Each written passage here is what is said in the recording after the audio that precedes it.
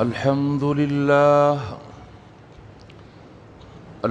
لله نحمده ونستعينه ونستغفره ونؤمن به ونتوكل عليه ونعوذ بالله من شرور أنفسنا ومن سيئات أعمالنا من يهده الله فلا مضل له ومن يضلله فلا هادي له ونشهد أن لا إله إلا الله وحده لا شريك له ونشهد أن محمدًا عبده ورسوله أما بعد فإن خير الحديث كتاب الله وخير الهدي هدي محمد صلى الله عليه وسلم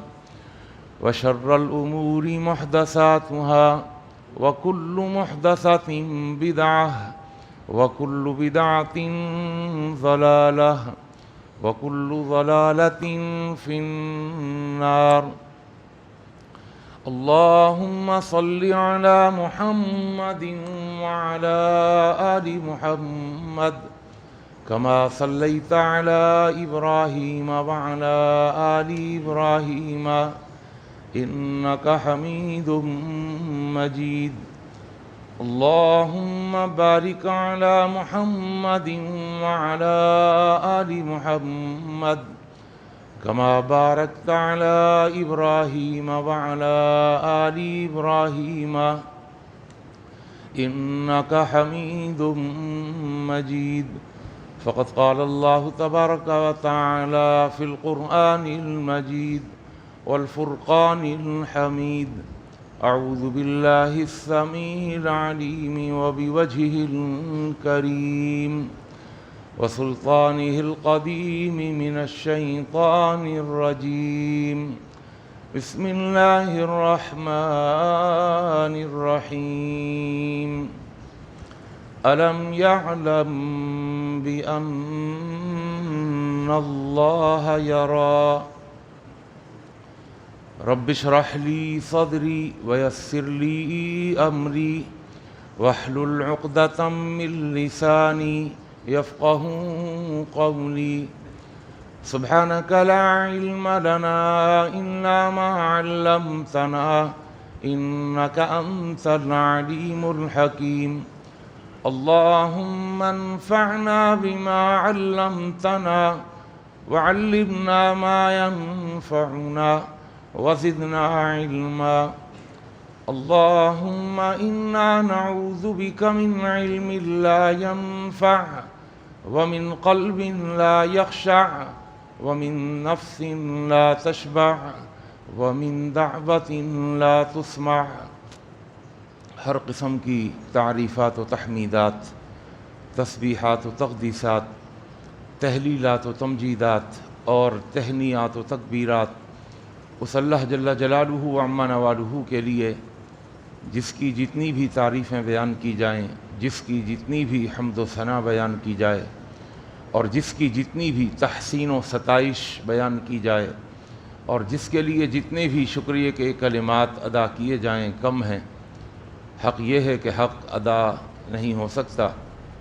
حمد و ثنا کے بعد درود و سلام نازل ہوں دونوں جہانوں کے سردار پیغمبر آخر الزماں حضرت محمد مصطفیٰ صلی اللہ تعالی علیہ وآلہ وسلم کی ذات اقدس پر، جسد اقدس پر، روح اقدس پر بے شمار بے حد و حساب ان گنت لا تعداد کہ جنہیں اللہ تعالیٰ نے ساری کائنات کے لیے رہبر، رہنما اور تمام جہان والوں کے لیے رحمت بنا کے بھیجا ہے۔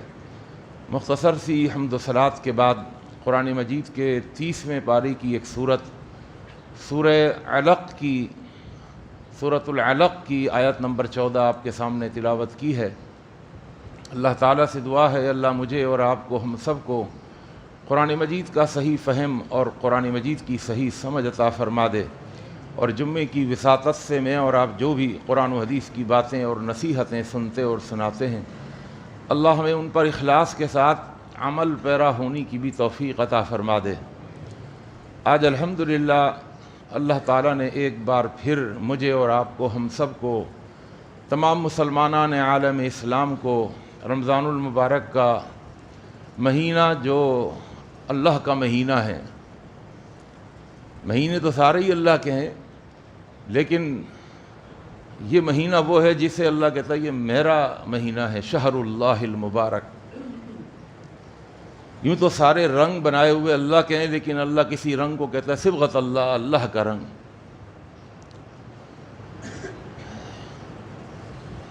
یوں تو بہت سارے گھر ہیں اور سب گھر اللہ کے ہیں، لیکن اللہ کسی گھر کو کہتا ہے بیت اللہ، اللہ کا گھر۔ تو یہ اللہ کا مہینہ ہے جسے اللہ نے مجھے اور آپ کو، ہم سب کو نصیب فرما دیا ہے۔ کیا قسمت، کیا نصیب! اگلے سال کون اس ماہ مبارک کو پھر دوبارہ حاصل کرتا ہے؟ کس کی زندگی اس کا ساتھ دیتی ہے؟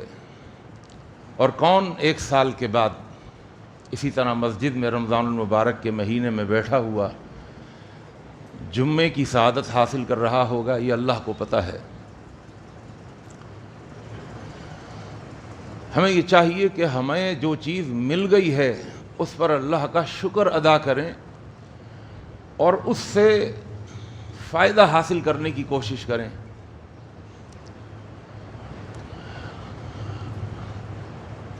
قرآن مجید میں اللہ فرماتے ہیں یا ایھا الذین آمنوا کتب علیکم الصیام کما کتب علی الذین من قبلکم لعلکم تتقون۔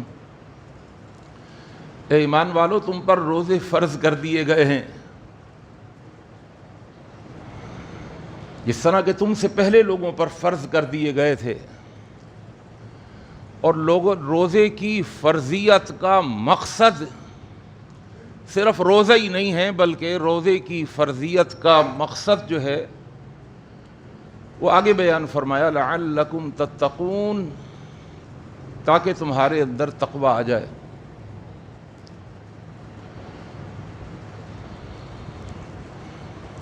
تقوی کیسے پیدا ہوتا ہے بندے کے اندر؟ تقوی کی تعریف کئی دفعہ میں بتا چکا ہوں۔ اللہ سے ڈرنا، بچنا اور چلنا۔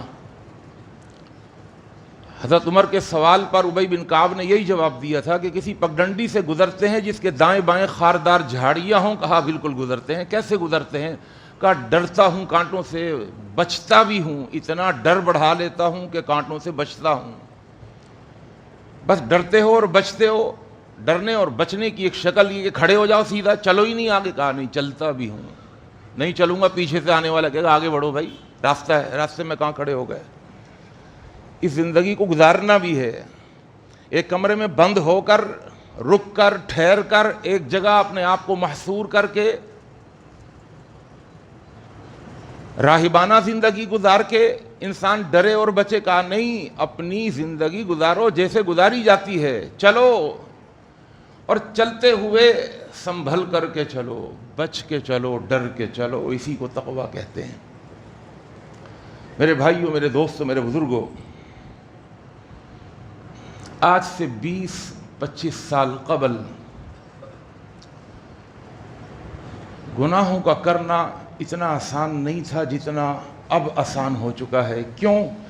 اس لیے کہ سائنس کی نت نئی ایجادات اور ترقی نے جہاں ہمیں بہت فائدہ پہنچایا ہے، وہاں پر ہمیں بہت بڑے نقصان سے بھی دوچار کیا ہے۔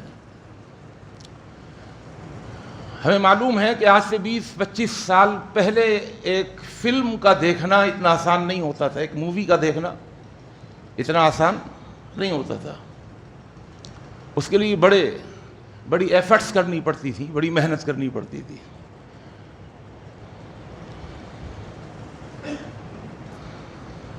وی سی آر لانا پڑتا تھا۔ ایک فلم دیکھنے والے کو وی سی آر کی سہولت، پھر اس کے لیے کیسٹس لے کر کے آنا، اور پھر اینٹینے کے بجا کر لٹک جانا، کبھی ادھر کبھی ادھر گھمانا، اس کی سیٹنگ میں لگ جانا۔ لیکن آج تو 20-25 سال بعد یہ معاملہ ہے کہ ہماری انگلی کی ایک معمولی سی کلک کے اوپر، ایک معمولی سی جنبش کے اوپر ہر گناہ کا دروازہ ہمارے لیے کھل جاتا ہے اور آسان ہو جاتا ہے۔ یعنی جس طرح سائنس کی نت نئی ایجادات کی وجہ سے ہمارے لیے سہولتیں پیدا ہو گئی ہیں، گناہوں کی بھی سہولتیں پیدا ہو گئی ہیں اور گناہ بہت بڑھ گئے۔ بلکہ میں اگر یہ کہہ دوں کہ گناہ نیکیوں سے زیادہ بڑھ گئے تو یہ غلط نہیں ہوگا۔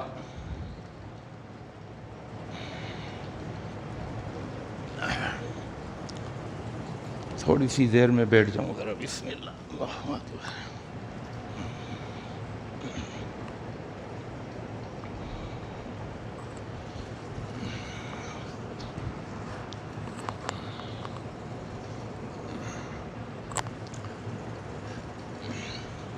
اس کی وجہ یہ ہے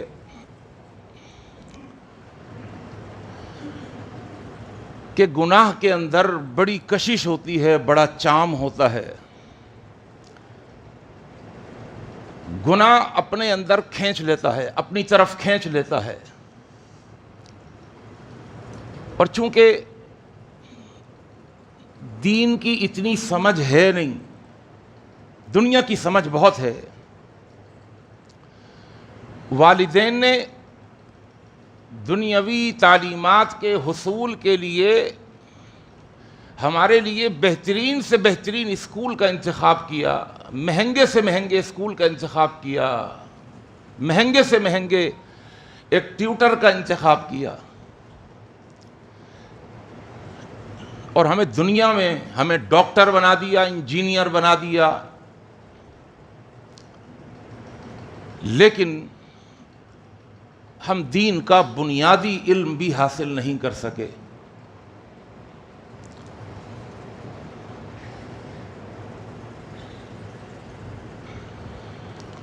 ایک ہی طریقہ ہے، ایک ہی طریقہ گناہ سے بچنے کا، اگر وہ طریقہ کوئی سمجھ لے، اللہ کی توفیق سے عرض کروں گا، اس امید پر کہ آپ توجہ سے انشاءاللہ بات کو سنیں گے۔ میں اپنی تکلیف کی وجہ سے اٹھتا بیٹھتا رہوں گا، اللہ تعالیٰ مجھے بھی شفا عطا فرمائے، تمام مریضوں کو شفا عطا فرمائے۔ جب تکلیف کی شدت بہت بڑھ جاتی ہے اور مجھے لگتا ہے کہ میں گر جاؤں گا تو میں بیٹھ جاتا ہوں۔ اللہ تعالیٰ اس تکلیف کو ختم فرما دے۔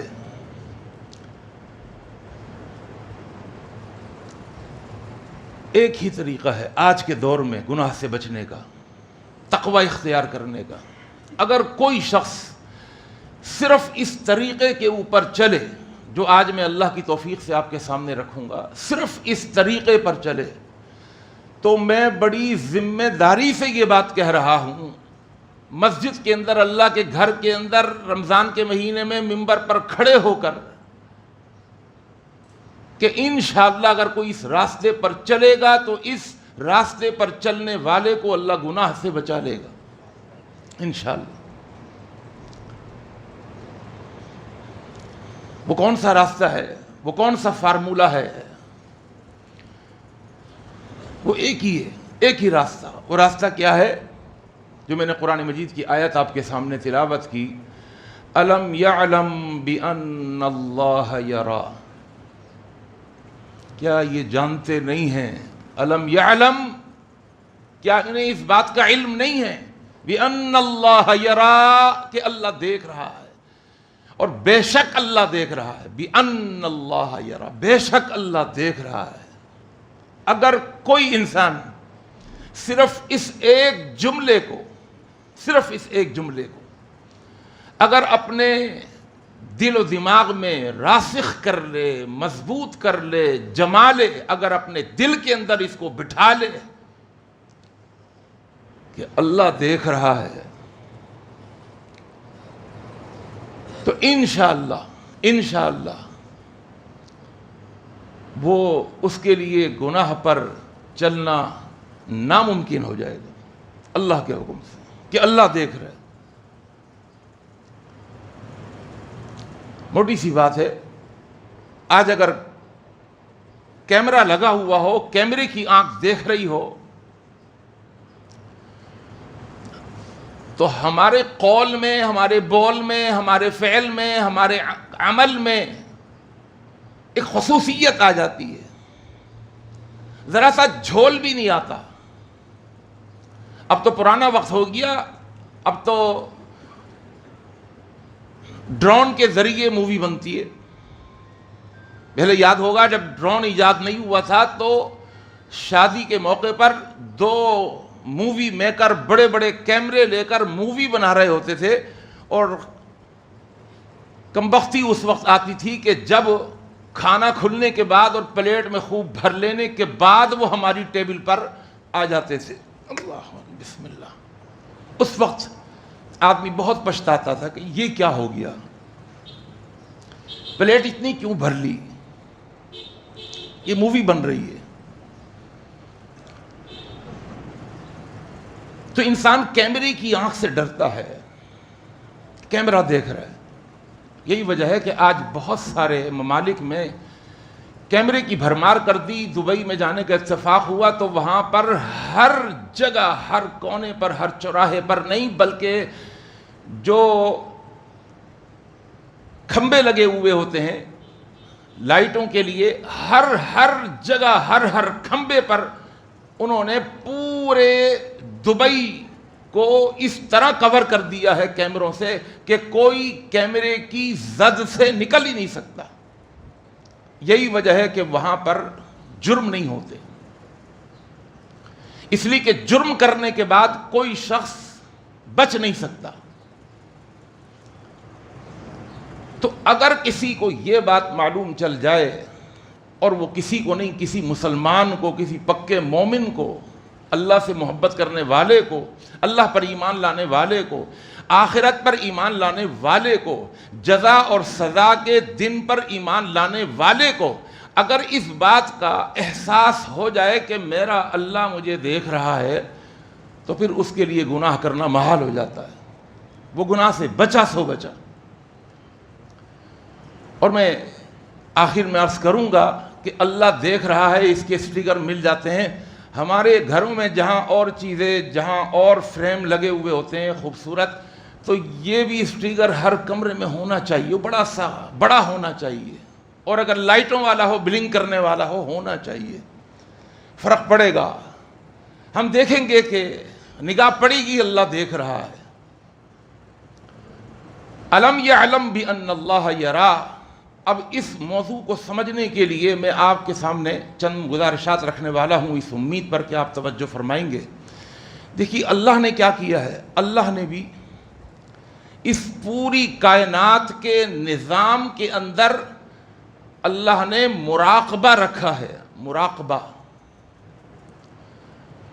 مراقبے کے دو معنی ہیں، ایک معنی تو مشہور ہو گیا جو صوفیاء نے مشہور کر دیا کہ مراقبہ اسے کہتے ہیں کہ کسی بند تاریک کمرے میں بیٹھ جاؤ اور بند کا تاریک کمرے میں بیٹھ کر لا الہ الا اللہ کی ضربیں لگانا شروع کر دو، اور پھر اس کے اندر وہ جدت پیدا کرتے گئے، اور پھر اپنی طرف سے من گھڑت باتیں پیدا کرتے گئے، اور کہا کہ جب لا الہ کہو تو آواز ناف سے نکلے، اور جب اللہ پر پہنچو تو ناک سے آواز نکلے، اور جب اللہ منہ سے نکلے تو سینے سے آواز نکلے۔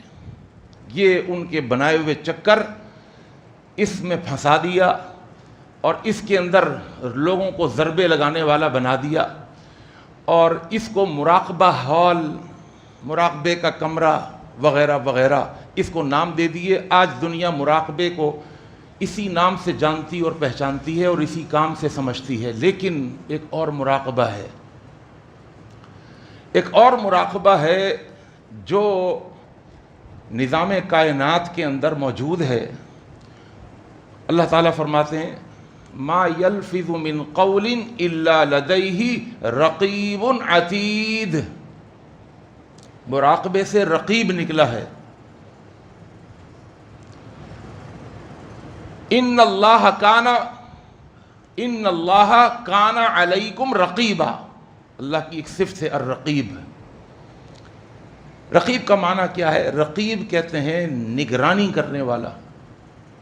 اور اگر ہم اور پیچھے جائیں اور لغت میں اس کو اٹھا کر کے دیکھیں تو ہماری اردو زبان میں بھی یہ لفظ مستعمل ہے. رقیب کہتے ہیں ایک محبوب کے دو چاہنے والے ہوں. ایک محبوب کے دو چاہنے والے ہوں. ہر چاہنے والا آپس میں ایک دوسرے کا رقیب ہوتا ہے. وہ اس کی نگرانی کر رہا ہوتا ہے. یہ جا تو نہیں رہا میرے محبوب کے پاس، یہ تو نہیں جا رہا. اگر آیا ہے تو کس کام کے لیے آیا ہے، کیا کر رہا ہے، کیا دے رہا ہے، اس سے کیا لے رہا ہے، کیونکہ یہ اس کا رقیب ہے. تو رقیب کہتے ہیں جو مسلسل نگرانی کر رہا ہو، نگران ہو. اسی سے نکلا مراقبہ.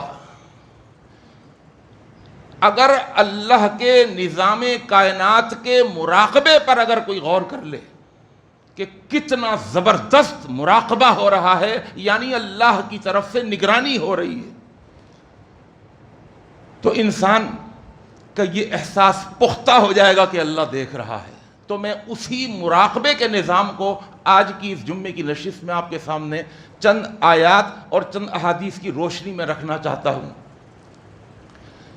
میرے دل میں آیا تھا کہ میں روزے کے فضائل بیان کروں گا، تہجد کی اور تراویح کی فضیلتیں بیان کروں گا، لیکن ہم یہ سب سن چکے ہیں، یاد کر چکے ہیں، سب کو پتہ ہے. لیکن آج کی اس نشست میں جو چیز آپ کے سامنے عرض کر رہا ہوں، یہ روزے کا فلسفہ ہے، یہ روزے کا مقصد ہے. اگر روزہ رکھ کر روزے کے مقصد کو حاصل کر لیا تو ہمارا یہ رمضان یہ کامیاب رمضان ہے. اللہ ہمیں اس کو کامیابی کے ساتھ اس رمضان کو گزارنے کی توفیق عطا فرما دے. اللہ کا مراقبے والا نظام، اللہ فرماتا ہے ما یلفظ من قول الا لدیہ رقیب عتید.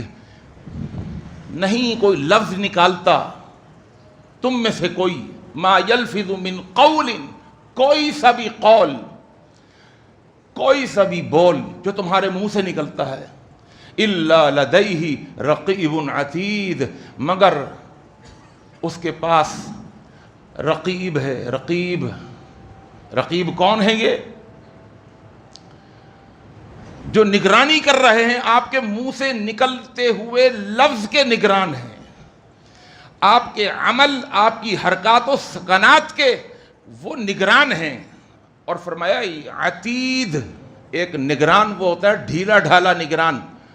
عتید کہتے ہیں جو چوکنا ہو، مستعد ہو، ہوشیاری کے ساتھ، سمجھداری کے ساتھ گھات لگا کے بیٹھا ہوا ہو، نگاہیں گاڑ کے بیٹھا ہوا ہو کہ کیا منہ سے نکلتا ہے، یہ کیا حرکت کرتا ہے.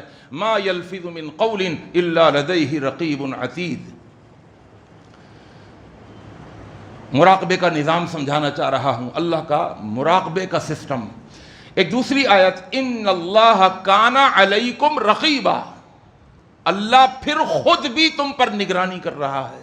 اللہ کی نگرانی کیا ہے وہ بھی عرض کروں گا. چند آیتیں سن لیں. فرمایا یعلم خائنۃ الاعین، وہ تمہارے وجود کو نہیں، تمہارے وجود میں جو آنکھیں ہیں نا، یعلم خائنۃ الاعین، وہ تمہاری آنکھوں کی خیانت کو بھی جانتا ہے. چلتے ہوئے نگاہیں کہاں اٹھیں، کس پر پڑیں، کس پر جمیں، کس پر اٹک گئیں. یعلم خائنۃ آنکھیں کیا دیکھ رہی ہیں اللہ جانتا ہے. وما تخفی الصدور، تمہارے سینے میں جو خیالات آتے ہیں اللہ فرماتا ان خیالات کو بھی میں جانتا ہوں. ایک اور مقام پہ فرمایا انہ بما یعملون خبیر، بے شک وہ جو تم کرتے ہو باخبر ہے. ایک اور مقام پہ فرمایا انہ بما تعملون بصیر، جو تم عمل کرتے ہو دیکھ رہا ہے. ایک اور مقام پہ فرمایا سورہ مجادلہ میں ما یکون من نجوى ثلاثۃ الا هو رابعهم، تم اگر تین ہوتے ہو تو چوتھا اللہ ہوتا ہے. ولا خمسۃ الا هو سادسهم، تم پانچ ہوتے ہو چھٹا اللہ ہوتا ہے. ولا ادنى من ذلك ولا اکثر الا هو معهم، تم تین سے کم ہو یا تم پانچ سے زیادہ ہو اللہ تمہارے ساتھ ہوتا ہے. اینما کانوا، تم جہاں بھی ہوتے ہو. اللہ کے ساتھ ہونے کا مطلب اللہ کی ذات نہیں، بلکہ اللہ کا سننا، اللہ کا دیکھنا. اللہ کی قدرت ساتھ ہوتی ہے، اس کا سننا ساتھ ہوتا ہے، اس کا دیکھنا ساتھ ہوتا ہے، اس کی قدرت ساتھ ہوتی ہے. وہ ہے تو عرش معلی پر مستوی، لیکن اپنی ساری صفات کے ساتھ مستوی ہے. اس کا دیکھنا، اس کا سننا، اس کی قدرت، اس کی قوت. ایک اور مقام پہ اللہ فرماتا ہے لا تدرکہ الابصار وہو یدرک الابصار. یہ نہ سمجھنا کہ وہ کسی کو نظر نہیں آتا تو تم بھی اس کو نظر نہیں آتے. لا تدرکہ الابصار، اللہ کا قرآن ہے یہ سب. اس کو نگاہیں نہیں پا سکتی لیکن وہ سب کو پا لیتا ہے. وہو یدرک الابصار وہو اللطیف الخبیر. وہ بڑا باریک بین ہے، خبیر اور بڑا باخبر ہے. ایک اور مقام پہ سورہ لقمان میں حضرت لقمان علیہ السلام نے اپنے بچوں سے کہا یا بنی انہا ان تک مثقال حبۃ من خردل. اے میرے بچوں، اگر کوئی شے ہو مثقال حبۃ من خردل، رائی کے دانے کے برابر، فتکن فی صخرۃ او فی السماوات او فی الارض یاتی بها اللہ. ایک رائی کے دانے کے برابر بھی اگر کوئی چیز ہے تو وہ اللہ کے علم میں ہے. اور وہ کہاں ہیں؟ زمین پر ہو، سمندروں میں پڑی ہوئی ہو، آسمانوں میں ہو، زمینوں میں ہو، وہ اللہ کی دسترس میں ہے. وہ اللہ کی قبضہ قدرت سے باہر نہیں ہے. یاتی بھی اللہ، اللہ اگر چاہے تو اس رائی کے دانے کو اٹھا کر سامنے لے آئے. رائی کا دانہ. ایک اور مقام پر اللہ فرماتا ہے وَبُزِعَ الْكِتَابِ فَتَرَى الْمُجْرِمِينَ وَنَزَعُ الْمَوَازِينَ الْقِسْطَ لِيَوْمِ الْقِيَامَةِ فَلَا تُظْلَمُ نَفْسٌ شَيْئًا وَإِنْ كَانَ مِثْقَالَ حَبَّةٍ مِّنْ خَرْدَلٍ أَتَيْنَا بِهَا وَكَفَى بِنَا حَاسِبِينَ. یہی وجہ ہے کہ جب ہم ترازو قائم کریں گے روز آخرت تو کسی پر ظلم نہیں ہونے دیں گے. وَإِنْ كَانَ مِثْقَالَ حَبَّةٍ مِّنْ خَرْدَلٍ، اگر رائی کے دانے کے برابر بھی کسی نے اچھائی کی ہوگی وہ نیکیوں کے پلڑے میں لا کے رکھ دیں گے. أَتَيْنَا بِهَا، ہم لے آئیں گے اسے. اور اگر رائی کے دانے کے برابر بھی اگر کوئی گناہ کیا ہوگا ہم اس کو لے آئیں گے اور گناہوں کے پلڑے میں رکھ دیں گے. فَمَنْ يَعْمَلْ مِثْقَالَ ذَرَّةٍ خَيْرًا يَرَهُ وَمَنْ يَعْمَلْ مِثْقَالَ ذَرَّةٍ شَرًّا يَرَهُ. اتنا اسٹرانگ اللہ کا سسٹم ہے مراقبے کا، نگرانی کا. میں بڑی تیزی سے آگے جا رہا ہوں اس لیے کہ آیتیں بہت ساری ہیں اور میں نے اس موضوع کو مکمل کرنا ہے. ایک اور مقام پہ فرمایا وَإِنَّ عَلَيْكُمْ لَحَافِظِينَ، اور بے شک تمہارے اوپر لحافظین، محافظ ہیں. محافظ، باڈی گارڈ. کرامن کاتبین، وہ کون ہے؟ کرامن کاتبین. یعلمون ما تفعلون، جو تم کرتے ہو انہیں پتہ ہے، لکھ رہے ہیں وہ. بلکہ ایک اور مقام پہ اللہ نے فرمایا، الفاظ پر ذرا غور فرمائیے گا کرامن کاتبین کے بارے میں سورہ قاف میں، اذ یتلقى المتلقیان عن الیمین وعن الشمال قعید. وہ لینے والے کرامن کاتبین لے رہے ہوتے ہیں مسلسل، جس طرح ایک کیمرہ مسلسل آپ کی حرکات و سکنات کو لے رہا ہوتا ہے. میں کیمرے کے ساتھ تشبیہ اس لیے دے رہا ہوں کہ بات سمجھ میں آ جائے، ولی ورنہ کیمرہ جو ہے وہ تو اللہ کے اس نظام اور اس سسٹم کے آگے بالکل ختم چیز ہے. اس لیے کہ کیمرہ جو ہے کبھی کام کرنا چھوڑ بھی دیتا ہے، سپلائی پیچھے سے بند ہو گئی.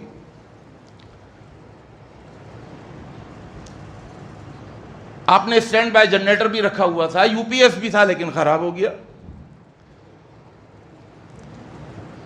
کوئی پلگ ڈھیلی ہو گئی، کوئی سوئچ خراب ہو گیا، شارٹ سرکٹ کی وجہ سے کام چھوڑ دیا، کہیں سے کوئی وائر جو ہے وہ بریک ہو گئی، آپ کا ڈی وی آر خراب ہو گیا، یا ڈی وی آر کے اندر جو میموری کارڈ ہے وہ فل ہو گیا.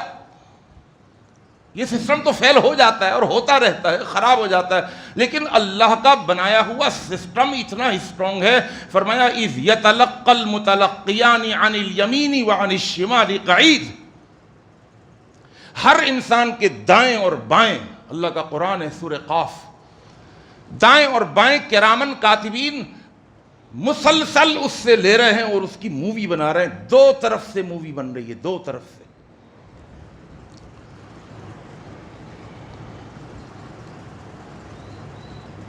ایک اور قرآن مجید کا مقام, یہ بھی بڑا اہم مقام ہے, بلکہ یہاں تو اللہ نے اپنا سسٹم سمجھانے میں حد کر دی. فرمایا وَكُلَّ إِنسَانٍ, اللہ کا قرآن, ہر انسان. ہم نے کیا کیا ہے پتہ ہے انسان کو؟ مومن کی بات نہیں ہو رہی صرف.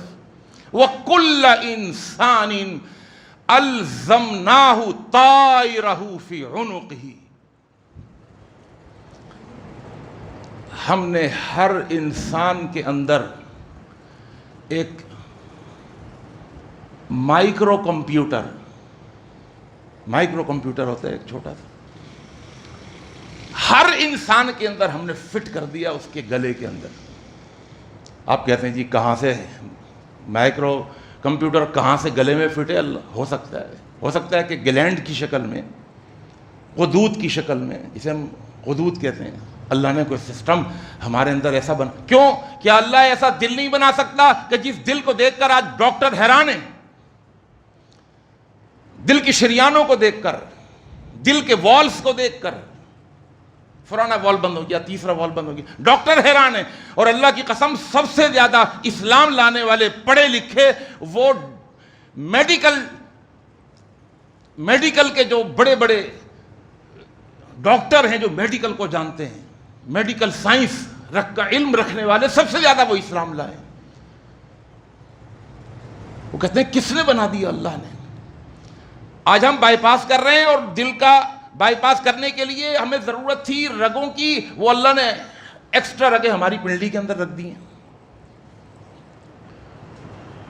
میڈیکل کا علم رکھنے والے بڑی تیزی سے اسلام قبول کرتے ہیں. اس کی بنیادی وجہ یہی ہے کہ وہ حیران ہیں کہ کیسے اللہ نے بنایا انسان کو, اور یہ دماغ کیسا اللہ نے بنایا. جو اللہ ہمارے دماغ میں میموری کارڈ بنا سکتا ہے, تو کیا اللہ غدود کی اور گلینڈ کی شکل میں مائکرو کمپیوٹر ہمارے گلے میں فٹ نہیں کر سکتا؟ وَكُلَّ إِنسَانٍ أَلْزَمْنَاهُ طَائِرَهُ فِي عُنُقِهِ. اور آج تو یہ مسئلہ بھی, یہ عقدہ بھی حل ہو گیا کہ جو چیز نظر آتی ہے بس اسی کا وجود ہے, جو نظر نہیں آتی اس کا وجود نہیں ہے. آج تو یہ عقدہ بھی حل ہو گیا نا. ہوا نظر نہیں آتی لیکن ہے, اس کا وجود ہے, ناپ کے رکھ دیا اس کے وجود کو. ہوا میں نمی کتنی ہے, نمی کا تناسب کتنا ہے, گرمی کتنی ہے, گرمی کو سردی کو ناپ تول کے رکھ دیا انسان نے.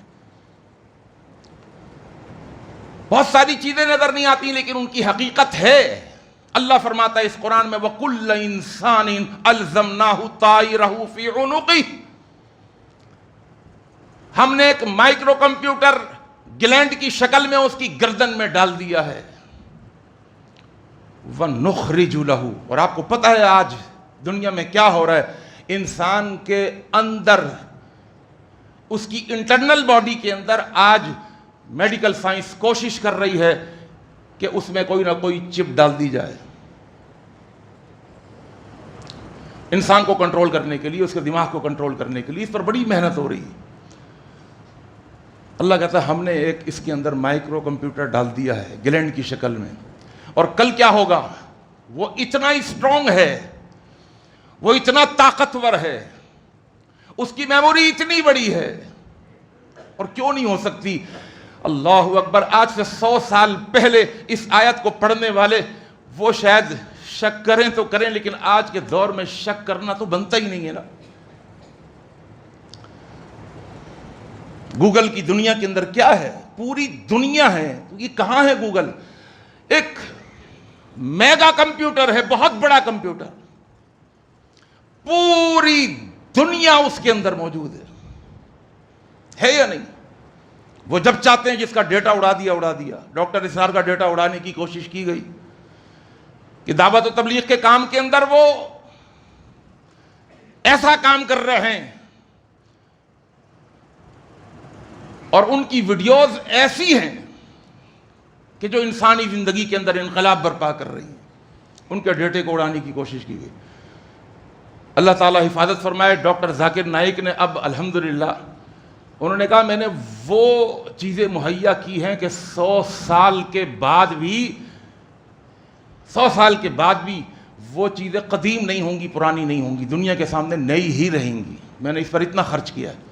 اللہ تعالیٰ سب کی محنتیں قبول فرمائے، میں اس طرف نہیں جا رہا. جو چیز سمجھانا چاہتا ہوں، جب ایک انسان ایجاد کر سکتا ہے ایک میگا کمپیوٹر جس کے اندر پوری دنیا کے پورے ڈیٹا کو وہ سیو کر سکتا ہے، اللہ کے آگے بہت مشکل ہے.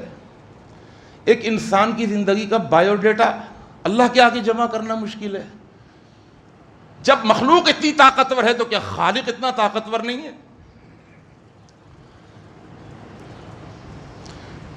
قوم عاد قوم سمود نے کہا تھا من اشد منا قوتا، ہم سے زیادہ طاقتور کون ہو سکتا ہے؟ اللہ نے کہا اولم یعلم ان اللہ الذی خلقہم هو اشد منہم قوہ. اور بے وقوفو، جب تمہارے اندر اتنی طاقت ہے تو تمہیں پیدا کرنے والے میں طاقت تم سے کم ہوگی؟ هو اشد منہم قوہ، وہ تم سے زیادہ طاقت رکھتا ہے. تو اللہ فرماتا ہے قرآن مجید میں کل انسان الزمناہ طائرہ فی عنقہ ونخرج لہ یوم القیامۃ کتابا یلقاہ منشورا. کل قیامت کے دن ہم اس کی پوری مووی چلا دیں گے، پوری مووی چلائیں گے. ہر انسان کی مووی کل قیامت کے دن منظر عام پر آئے گی.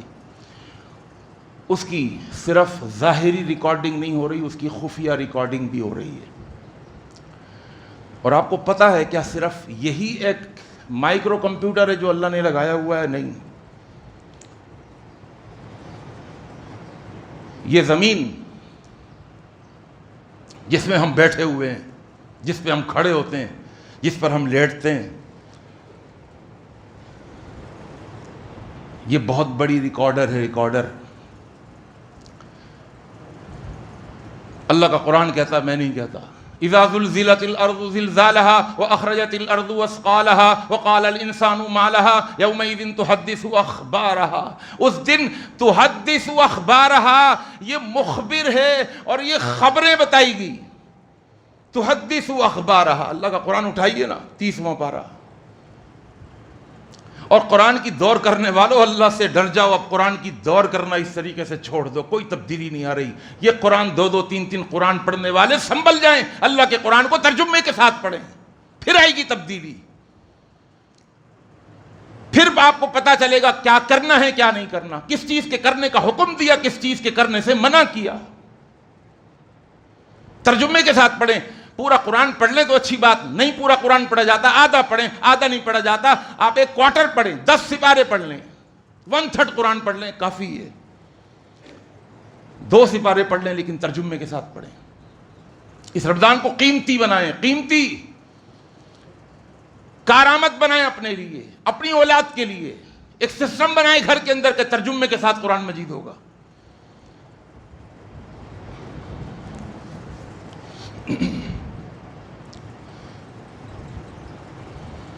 وَوُضِعَ الْكِتَابُ فَتَرَى الْمُجْرِمِينَ مُشْفِقِينَ مِمَّا فِيهِ. جب مووی چلائی جائے گی اور سب دیکھیں گے اس مووی کو، فَتَرَى الْمُجْرِمِينَ، اللہ کا قرآن کہتا ہے کہ آپ دیکھیں گے اس دن مجرموں کو، مشفقین، ڈر رہے ہوں گے، کانپ رہے ہوں گے اس مووی کو دیکھتے ہوئے. اس میں میرا دن، میری رات، میری صبح، میری شام، میری خوشی، میرا غم، میری ظاہری زندگی، میری باطنی زندگی سب سامنے آ گئی. میرے کرتوت سارے سامنے آ گئے. میرے قول، میرے بول، میرا عمل، میرا فعل، میرا کردار، میری حرکات و سکنات سب سامنے آ گئی. وَيَقُول، اور کہیں گے، ما یا ویلتنا، ہائے کم بختی ہمارے لیے، ما لہذا الکتاب، یہ کیسا کمپیوٹر ہے، لا یغادر صغیرۃ، نہ یہ چھوٹی بات چھوڑتا ہے، ولا کبیرۃ الا احصاها، مگر ہماری چھوٹی اور بڑی ساری باتیں اس کے اندر جمع ہیں.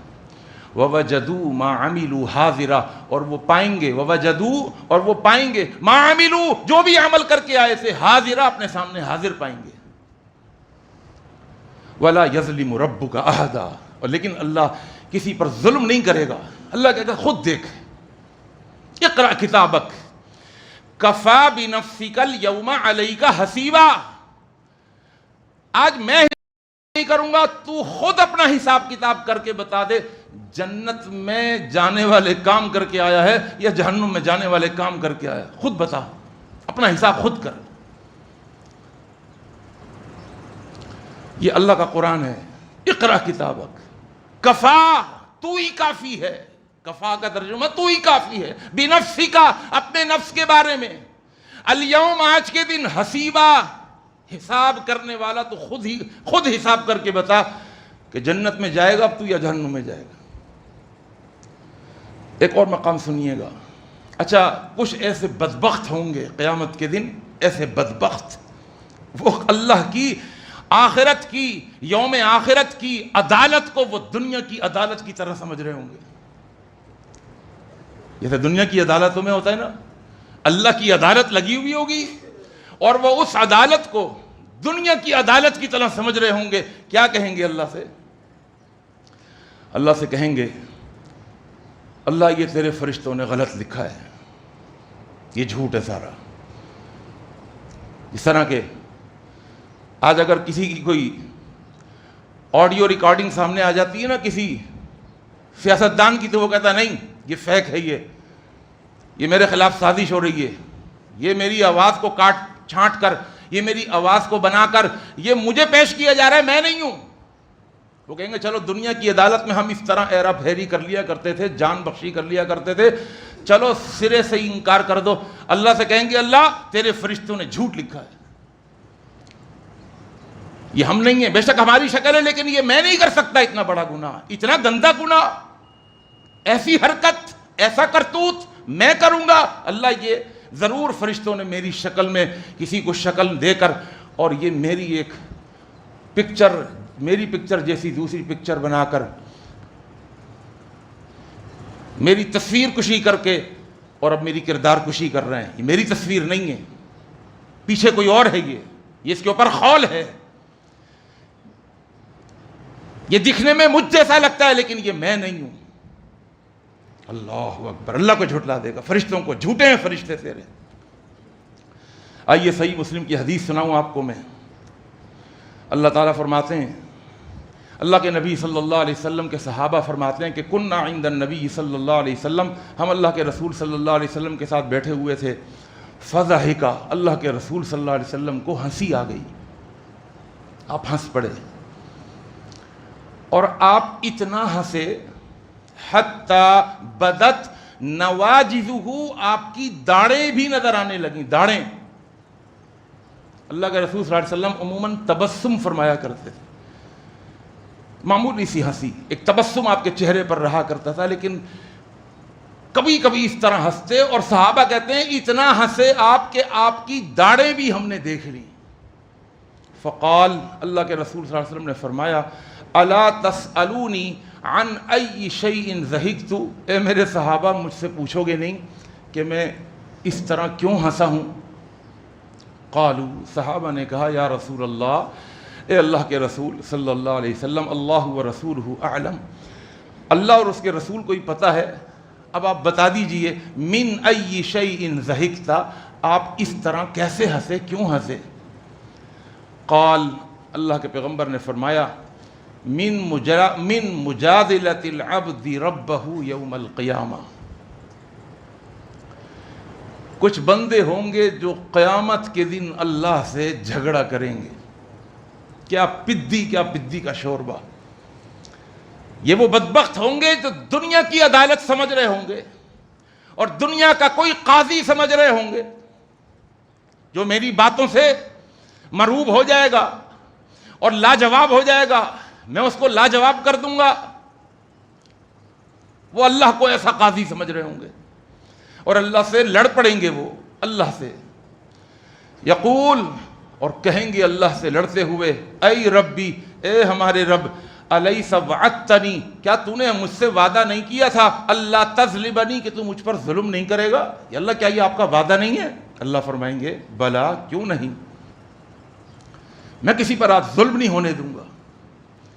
تو اب وہ کیا کہے گا بدبخت؟ کہے گا فإنی لا اقبل علی الا شاہدا، الا من نفسی، اے اللہ میں آپ کے فیصلے کو اس وقت تک تسلیم نہیں کروں گا جب تک کہ اس فیصلے کے پیچھے گواہ میں ہوں کہ آپ کا فیصلہ صحیح ہے یا آپ کا فیصلہ غلط ہے. جب تک میں خود گواہی نہ دوں میں آپ کا فیصلہ نہیں مانوں گا. پھر قاضی کیا کرتا ہے؟ کوئی فیصلہ کرتا ہے تو گواہیوں کی بنیاد پر، اور بھی گواہ آ جائیں، ایک گواہ، دو گواہ، تین گواہ، اب ان گواہیوں کی موجودگی میں قاضی فیصلہ کر دیتا ہے. یہ بدبخت اللہ سے کہے گا اللہ مجھے کسی کی گواہی نہیں چاہیے، مجھے آپ کے فیصلے پر اپنی گواہی چاہیے. جب تک میں نہیں مان لیتا اس وقت تک آپ میرے بارے میں فیصلہ نہیں کر سکتے. تو اللہ تعالیٰ فرمائیں گے اولیس کفانی شہیدا، فرشتے تو ہیں گواہ، لیکن اس فیصلے پر سب سے پہلے میں خود گواہ ہوں. کیا میری گواہی کافی نہیں ہے؟ میرے فیصلے پر میری گواہی، قاضی بھی میں، گواہ بھی میں، فیصلہ بھی میرا اور اس فیصلے کے پیچھے گواہی بھی میری. کیا تجھے میری گواہی کوئی کم لگتی ہے؟ کیا میں جھوٹا گواہ ہوں اپنے فیصلے پر؟ میں جھوٹ بول رہا ہوں؟ او بالملائکۃ الکرام الکاتبین شہودا، اور پھر میرے پیچھے سارے یہ فرشتے گواہیاں دے رہے ہیں، کیا یہ سب جھوٹے ہیں؟ کیا میں اللہ جھوٹ بول رہا ہوں؟ میں جھوٹا گواہ ہوں؟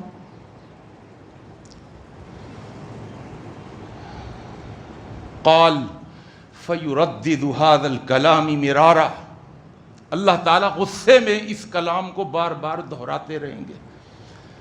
میری گواہی جھوٹی، میں جھوٹا گواہ، بار بار دہرائیں گے اللہ غصے میں. میری گواہی نہیں مانتا، میری گواہی نہیں مانتا، اللہ غصے کے اندر آ جائیں گے.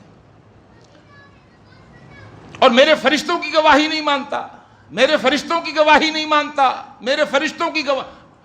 اللہ اس کو بار بار فیردد ھذا الکلام مرارا فیقول، یہ بدبخت جواب دے گا اور کہے گا کفا، کہے گا اللہ بس مجھے تو میری گواہی کافی ہو سکتی ہے.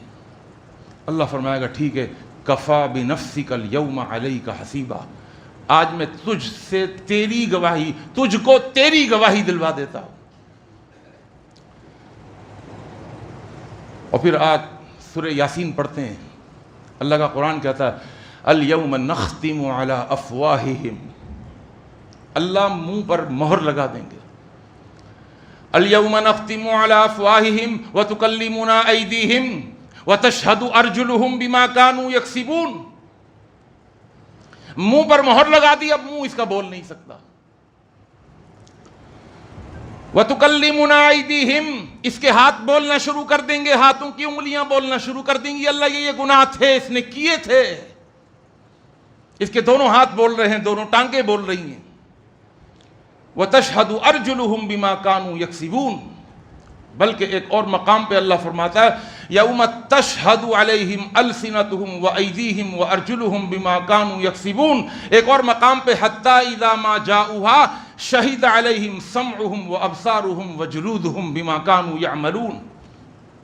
اس کے کان بول رہے ہیں، اس کی آنکھیں بول رہی ہیں. کان سنتے ہیں، آنکھیں دیکھتی ہیں، لیکن کان بولنے لگیں گے، آنکھیں بولنے لگیں گی، ہاتھوں کی انگلیاں بولنے لگیں گی. اور اللہ کا قرآن کہتا ہے، اللہ کا قرآن، کہ اس کے پورے چمڑے سے اور چمڑے پر لگے ہوئے ہر بال سے، ہر روئے سے گواہیاں ملنی شروع ہو جائیں گی. ایک ایک رواں بولے گا اس کے خلاف، اس کا ایک ایک بال بولے گا اس کے خلاف، اس کا ایک ایک جوڑ بولے گا اس کے خلاف، اس کا ناخن بولے گا اس کے خلاف. اس کا پورا وجود اس کے خلاف گواہیاں دے گا. زبان نہیں بول رہی، زبان پہ اللہ نے مہر لگا دیا الیوم نختم علی افواہہم. لیکن اللہ اکبر، کل کو کوئی کہہ سکتا تھا، یا زبان کی مہر ہٹانے کے بعد وہ یہ کہہ سکتا تھا اللہ پورے وجود نے کہا، میری زبان نے تو نہیں کہا. پورے وجود نے کہا، میری زبان نے تو نہیں کہا. اور اصل تو کہنا اسی کا معتبر ہے، اس لیے کہ بولتی یہ ہے. اللہ کا قرآن کیا کہتا ہے؟ اللہ فرماتا اچھا ٹھیک ہے، زبان سے بلوانا چاہتا ہے نا، یوم تشہد علیہم السنتہم، اب اللہ زبان سے بھی کہے گا بول، حق بول. اب اس کا زبان پر سے کنٹرول ختم ہو جائے گا. ہائے ہائے، دنیا کہتی ہے میرا جسم میری مرضی. اللہ اکبر. اللہ کہتا تیری مرضی نہیں ہے. تیری مرضی ہوتی اللہ کی قسم تیری جوانی بڑھاپے سے نہیں بدلتی. تیری مرضی ہوتی تیرے جسم پر تیری صحت بیماری سے نہیں بدلتی. تیری مرضی تیرے جسم پر ہوتی تیرے کالے بال سفید بالوں سے نہیں بدلتے. تیرے جسم پر تیری مرضی ہوتی تیری یہ کھچی ہوئی اسکن، یہ ٹائٹ اسکن، یہ جھریوں سے نہیں بدلتی. تیری بدلتی ہوئی یہ حالتیں بتا رہی ہیں کہ تیرا جسم بھی نہیں ہے اور تیری مرضی بھی نہیں ہے. اللہ بھی اس کی زبان سے کہے گا حق بول. زبان بھی اس کے خلاف گواہی ہے. یوم تشہد علیہم السنتہم، کہے گی اللہ یہ گناہ کیے تھے.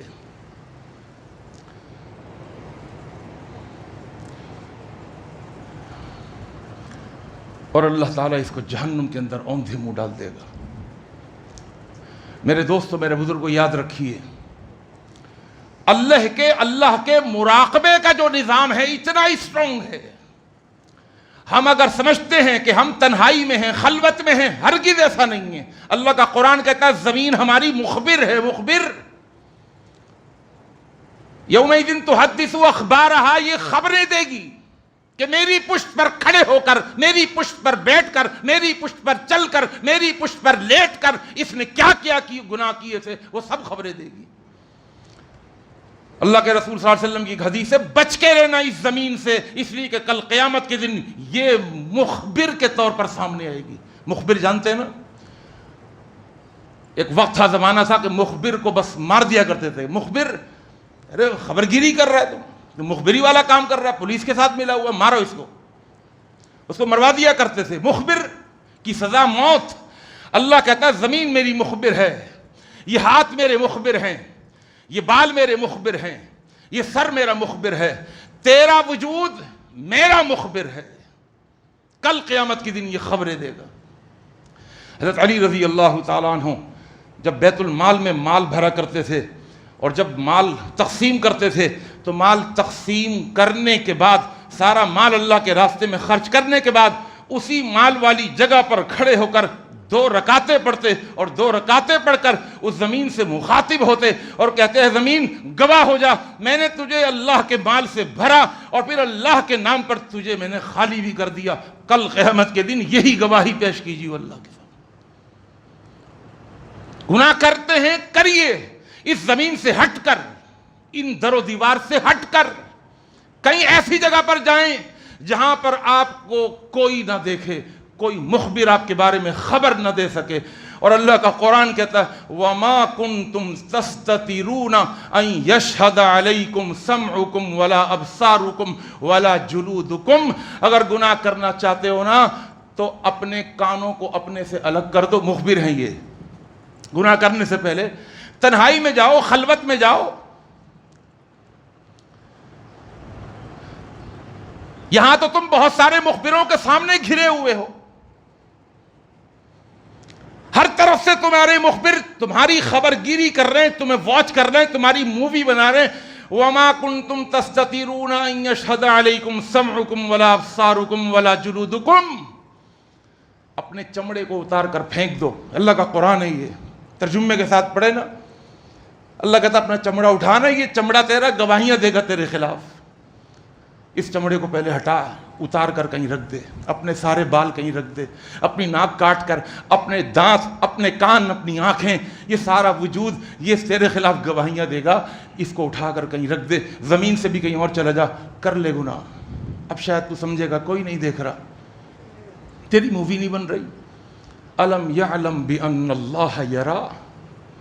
آخری بات یاد رکھیے گا، یہ جو ہماری زبان سے جو الفاظ نکل رہے ہیں نا، آج کی سائنس کہتی ہے کہ یہ الفاظ یہ ختم نہیں ہو جاتے، یہ ریڈیائی لہروں میں موجود رہتے ہیں. اور ان کے نقوش موجود ہیں. آج سے 100 سال پہلے اگر یہ بات کہی جائے، ٹیپ ریکارڈر نہیں ایجاد ہوا تھا، ان کے ایمان بالغیب نے مانا تھا. آج کا تو یہ ایمان بالغیب رہا ہی نہیں. آ رہی ہے بات سمجھ میں؟ یہ تو ایمان بالغیب رہا ہی نہیں، اس لیے کہ سائنس کی نت نئی ایجادات نے اس بات کو ثابت کر دیا، پروف کر دیا. بیٹھے ہوئے آپ یہاں پر ہیں، لیکن ہزاروں میل دور امریکہ میں آپ کی آواز جا رہی ہے، محفوظ طریقے سے جا رہی ہے. آپ کی پکچر جا رہی ہے، لمحوں میں جا رہی ہے. 1 منٹ کی تاخیر نہیں، 1 لمحے کی تاخیر کے ساتھ نہیں جا رہی. یہ الفاظ جو زبان سے نکل رہے ہیں، یہ الفاظ ریڈیائی لہروں میں موجود ہیں، اور زمین کے اوپر یہ ثبت ہو رہے ہیں، محفوظ ہو رہے ہیں، ریکارڈ ہو رہے ہیں. کل قیامت کے دن اللہ مووی دکھائے گا آپ کو. اور بالکل آخری سے آخری بات، روزہ کیا کرتا ہے؟ اللہ دیکھ رہا ہے، اس میں روزے کا کیا کردار ہے. توجہ فرمائیے گا. میرے پاس وقت نہیں ہے اور میں بھی تھک چکا ہوں اور روزہ بھی ہے اور مجھے وقت زیادہ لینا بھی نہیں چاہیے، لیکن پھر بھی یہ ضرور عرض کر دوں تاکہ روزے کا مزہ آ جائے آپ کو روزہ رکھنے کا. یاد رکھیے گا کہ ہر عبادت، چاہے وہ نماز ہو چاہے وہ روزہ ہو، ہر عبادت انسان کی خلوت کی زندگی، باطن کی زندگی، خفیہ زندگی، تنہائی والی زندگی. اتنے سارے الفاظ آپ کو دے رہا ہوں، توجہ رکھیے گا، بات سمجھنے کی کوشش کیجیے گا. یاد رکھیے گا کہ ہر عبادت انسان کی خلوت کی زندگی، تخلیے کی زندگی، خفیہ زندگی، باطنی زندگی، چھپی ہوئی زندگی کے اندر ایک احساس کو پختہ کرتی ہے. ہر عبادت. وہ کون سا احساس ہے کہ اللہ دیکھ رہا ہے؟ آئیے سب سے پہلے ہم وضو کا لے لیں. وضو کا ایک ظاہر ہے، ایک باطن ہے. وضو کا ایک ظاہر ہے، ایک باطن ہے. وضو کا ظاہر کیا ہے؟ میں جی وضو خانے جا رہا ہوں، یہ میرا ظاہر. آپ سب سمجھ رہے ہیں میں وضو کرنے جا رہا ہوں. اللہ کی قسم کھا کے میں آپ سے پوچھ رہا ہوں، اگر میں جا کر وضو نہ کروں، میں کلی بھی نہ کروں، ناک میں پانی بھی نہ ڈالوں، ایکٹنگ کروں کلی کرنے کی، بس منہ پر میں نے ایک چھپکا مارا اور میں نے اپنے بازو گیلے کر کے آ گیا، کوئی پکڑ سکتا ہے مجھے کہ آپ نے وضو نہیں کیا؟ لوگ کہیں گے وضو بنا کے آئے، پانی ٹپک رہا ہے. وضو سے بات شاید سمجھ میں اتنی نہ آئے. آئیے نماز کے اندر ہاتھ باندھ کر کھڑے ہو گئے. نماز کا ایک ظاہر ہے کہ قبلہ روح کھڑا ہوا ہوں، صف میں کھڑا ہوا ہوں، مسجد میں کھڑا ہوا ہوں. یہ نماز کا ظاہر ہے. قیام کی حالت میں، رکوع کی حالت میں، قومے کی حالت میں، سجدے کی حالت میں، تشہد کی حالت میں، یہ نماز کا ظاہر ہے. ایک نماز کا باطن ہے. نماز کا باطن کیا ہے؟ قیام کی حالت میں کچھ پڑھنا، سورہ فاتحہ پڑھنا، رکوع میں تسبیحات پڑھنا، سجدے میں سبحان ربی الاعلیٰ پڑھنا، یہ نماز کا باطن ہے. کسی کو پتہ چلتا ہے اگر میں نہ پڑھوں تو؟ کوئی پکڑ سکتا ہے مجھے؟ مولوی صاحب آپ نے جو نا سجدے کی سبحان ربی الاعلیٰ نہیں پڑھی، کوئی پکڑ ہی نہیں سکتا. لیکن میں پڑھتا ہوں نہیں پڑھتا؟ ضرور پڑھتا ہوں. میں کس کے ڈر سے پڑھ رہا ہوں؟ کون دیکھ رہا ہے؟ چھوڑو. اندر سے آواز آتی ہے نہیں، جس کے لیے سجدہ کر رہا ہوں نا وہ دیکھ رہا ہے. رکوع میں سبحان ربی العظیم اگر نہ پڑھوں کوئی پکڑ نہیں سکتا، لیکن ایک ڈر ہے کہ ایک ذات پکڑ سکتی ہے. جس کے لیے رکوع کر رہا ہوں وہ پکڑ سکتا ہے. اس کو پتا ہے. کسی کو پتا ہو نہ پتا ہو، اللہ کو پتا ہے کہ میں نے سبحان ربی العظیم کہا نہیں کہا. میں اگر چاہوں سورہ فاتحہ کے بغیر نماز پڑھ لوں، میں اگر چاہوں تکبیر تحریمہ سے سلام تک ایک لفظ اپنے منہ سے نہ نکالوں، کسی کو پتہ نہیں چلے گا، لیکن ایک ذات کو پتہ چلے گا، اس کو پتہ چلے گا. ہر عبادت کا ایک ظاہر ہے، ایک باطن ہے. اور اللہ کی قسم روزے کا تو ظاہر ہے ہی نہیں. روزے کا تو ظاہر ہے ہی نہیں. یا ہے؟ نہیں ہے. سحری روزے سے پہلے ہے. سحری وہ بھی کھا رہے ہوتے ہیں کہ جنہوں نے روزہ نہیں رکھنا ہوتا، افطاری وہ بھی کر رہے ہوتے ہیں جنہوں نے روزہ نہیں رکھا ہوا ہوتا۔ افطاری روزے سے باہر، سحری روزے سے باہر، یہ جو درمیان کا ٹائم پیریڈ ہے یہ روزہ ہے۔ اس روزے کا ظاہر کچھ بھی نہیں ہے، باطن ہے۔ یہ جو باطن ہے باطن کے ساتھ فائٹ کرتا ہے، یہ خود باطن ہے نا پوری عبادت، یہ باطن سے فائٹ کرتا ہے، انسان کے باطن سے۔ اللہ اکبر۔ بلکہ میں اگر یہ کہہ دوں کہ روزہ اس کیفیت کے اندر اور روزہ اپنی اس خصوصیت کے اندر نماز سے بھی آگے تو غلط نہیں ہوگا۔ اس لیے کہ نماز کے اندر صرف 10 منٹ کی نماز میں یہ احساس ہوتا ہے کہ اللہ دیکھ رہا ہے۔ اگر سورہ فاتحہ نہیں پڑھوں گا اللہ دیکھ رہا ہے، تسبیحات نہیں پڑھوں، 10 منٹ کی ڈیوریشن۔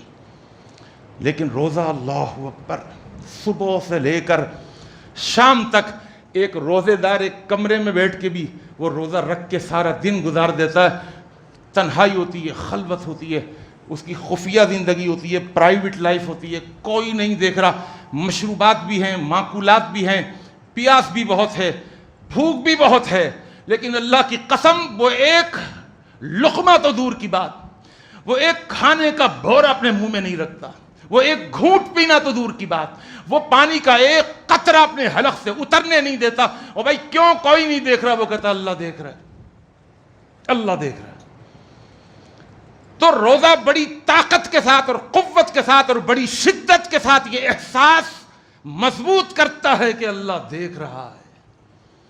اور جس نے روزے کی عبادت سے اس جملے کو سمجھ لیا اور اس جملے کو اپنے ذہن اور دماغ میں، دل میں پیوست کر کے اگر کسی نے روزہ رکھ لیا، وہ روزے کے مقصد کو پا لیا اس نے، اس احساس کے ساتھ کہ میرا اللہ مجھے دیکھ رہا ہے، کھاؤں گا اللہ دیکھ رہا ہے، پیوں گا اللہ دیکھ رہا ہے۔ ارے کیا رشوت کرتے ہوئے نہیں دیکھ رہا؟ کھاؤ گے پیو گے تو اللہ دیکھے گا، اور رشوت کر اگر دو گے، رشوت اگر لو گے اللہ نہیں دیکھے گا؟ اللہ دیکھے گا۔ جھوٹ بولو گے تو شاید اللہ نہیں دیکھے گا، جھوٹ بولو گے اللہ دیکھے گا۔ اگر آنکھوں کی خیانت کرو گے اللہ نہیں دیکھے گا۔ جب اللہ کھانے اور پینے کو دیکھ سکتا ہے تو اللہ میری آنکھوں کی خیانت کو بھی دیکھ سکتا ہے، اللہ دیکھ رہا ہے۔ یہ احساس اگر پختہ ہو جائے تو یقین جانیے ہمیں روزے کا مقصد حاصل ہو جائے۔ جبھی اللہ نے فرمایا کتب علیکم الصیام کما کتب علی الذین من قبلکم، تم پر روزہ فرض کیا گیا ہے، لعلکم تتقون۔ اللہ اکبر، شاید کہ تمہارے اندر تقویٰ آ جائے۔ لعلکم، شاید کہ، یقینی نہیں ہے۔ جو روزہ رکھے گا متقی بن جائے گا، ہرگز نہیں، ایسا نہیں ہے ہرگز۔ کج فہمی ہے، غلط فہمی ہے، ناسمجھی ہے۔ جو روزہ رکھے گا متقی بن جائے گا۔ اللہ نے فرمایا لعلکم، لعل اٹھائیے، لعل کا ترجمہ شاید کہ تم متقی بن جاؤ، اس لیے کہ ہے تو بہت پاورفل چیز انسان کو تقوی تک پہنچانے کے لیے، لیکن اگر کوئی اس پاورفل چیز کو سمجھے گا نہیں، الٹ تک ویسے ہی روزہ رکھ لے گا، اٹھ گیا اٹھنے والوں کے ساتھ اور ڈٹ کے کھا لیا اس نے، اسی کو روزہ سمجھا ہے۔ آج کل میسیجز آ رہے ہیں، دہی میں یہ ملا کے کھا لو، زیرہ ملا کے کھا لو، پیاس نہیں لگے گی، یوں کر لو، یوں کر لو۔ ایسا لگتا ہے سحری میں اٹھنے کا مقصد یہ اتنا کوٹا پورا کر لو کہ عصر تک تو بھوک لگنی نہیں چاہیے، پیاس لگنی نہیں چاہیے، اور روزہ کھولنے کی تو پھر بات ہی الگ ہے۔ ہم سمجھتے ہیں کہ روزہ اس طرح کھولنا ہے کہ ہم نے جو پورے سال کے 11 مہینے میں نہیں کھایا وہ ہم نے اس ایک مہینے میں کھانا ہے۔ اگر روزے کی یہی سمجھ ہمیں آئی ہے تو یاد رکھیے، کم من صائم لیس لہ من صیامہ، کتنے ہی روزے دار ایسے ہیں ان کا روزہ نہیں ہے، رمضان میں انہوں نے اپنے کھانے پینے کا صرف شیڈیول بدل لیا ہے۔ اللہ سے دعا ہے اللہ ہمیں حقیقی اور سچا روزہ رکھنے کی توفیق عطا فرما دے۔ اقول قولی ھذا استغفر اللہ لی ولکم اجمعین۔